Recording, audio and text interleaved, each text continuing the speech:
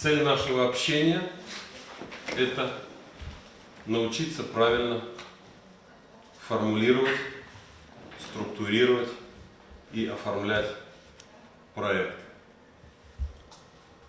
Сегодняшняя проблематика в том, что говорят, необходимы инвестиции, необходимы инвестиции.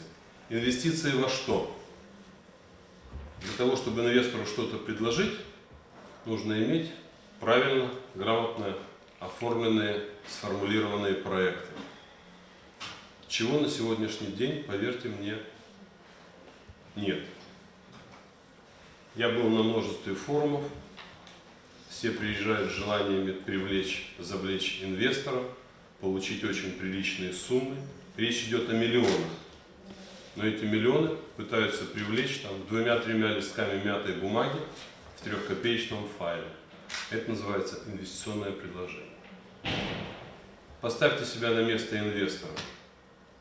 Готовы вы были бы, если у вас были такие деньги, выложить за непонятно что, просто огромные средства, без уверенности в том, что этот проект будет работать, без уверенности в том, что этим проектом в состоянии руководить компетентные специалисты, без уверенности в том, что этому проекту обеспечены определенные финансовые и правовые гарантии, без уверенности в том, что вы когда-то сможете получать прибыль в этом проекте, без уверенности в том, что вы когда-то вообще получите свои средства назад. Вот поставьте себя в положение инвестора, который приезжает на форум, а ему просто говорят: у нас тут все хорошо, у нас тут есть закон о инвестициях, у нас есть свободные экономические зоны, у нас есть технопарки, у нас хорошее вино, у нас добрые, трудолюбивые люди.